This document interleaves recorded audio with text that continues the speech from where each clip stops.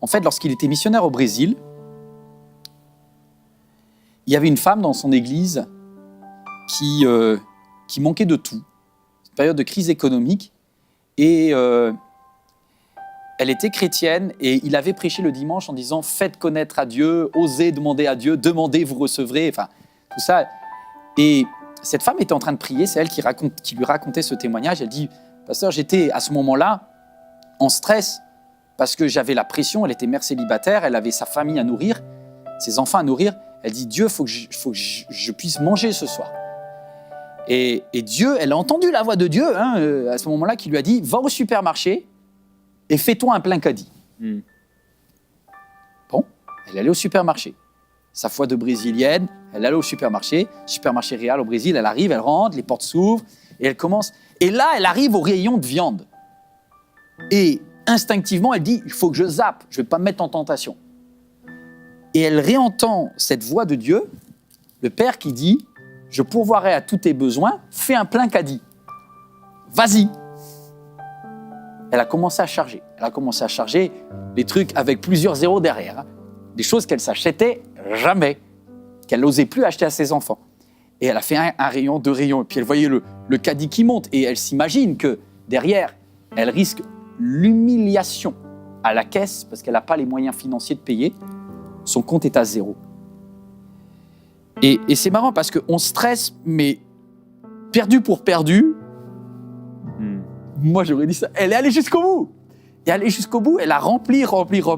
Elle arrive à un caddie énorme et il est midi au moment où elle arrive devant la caisse. Et elle ne sait pas trop, elle est un peu en stress, elle voit les caisses qui sont pleines. Et là, elle entend une petite voix du Saint-Esprit qui lui dit « Va à la caisse numéro 6 ». Alors, elle se met dans la ligne de la caisse numéro 6. Et quand elle est à la caisse numéro 6, juste avant elle, la caissière met l'écriteau « Dernier client terminé ». La caisse est fermée.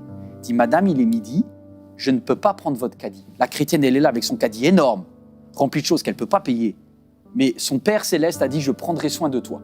Et elle dit « À ce moment-là, je suis devant une caisse et un truc qui se ferme. Et je dis « Dieu, si c'est faux sur le 6, c'est peut-être faux sur le caddie et c'est peut-être la honte de toute ma vie. » Et la caissière lui a dit « S'il vous plaît, madame, la caisse 7 est disponible ou la caisse 5 ? Donc, allez auprès d'un de mes collègues. » Et là, elle a répondu « Je suis chrétienne et je dois rester à la caisse numéro 6. » Alors, la dame à côté, elle l'a pris pour une folle. Elle lui a dit « Quand est-ce que vous revenez ?» Elle dit « Ma pause, c'est 30 minutes. Cette caisse sera réouverte que dans 30 minutes. » Pendant 30 minutes, avec son caddie plein, elle est restée buggée devant la caisse numéro 6.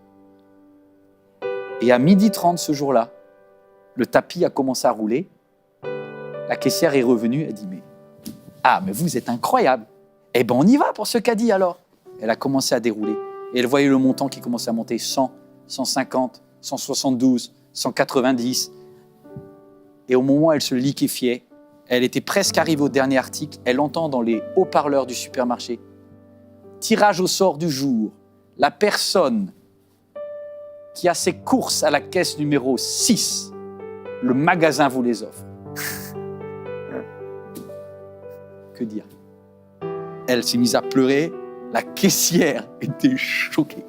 Et elle lui a dit « Mon papa pourvoira tous mes besoins. » Waouh! Je ne sais pas si quelqu'un a des besoins, mais c'est le moment de prier. Gloire à Dieu. Oh mon Dieu. Merveilleux Seigneur. C'est merveilleux, Jésus. Père, on veut te dire merci. Merci pour cette foule de témoins qui nous disent encore aujourd'hui que tu pourvois. Le manque, tu ne le connais pas. La peur, tu ne sais pas ce que c'est. Tu n'es pas un Dieu fragile. Mais pour un temps, tu t'es abaissé jusqu'à nous. Tu as pris notre condition. Tu as su ce que c'était d'avoir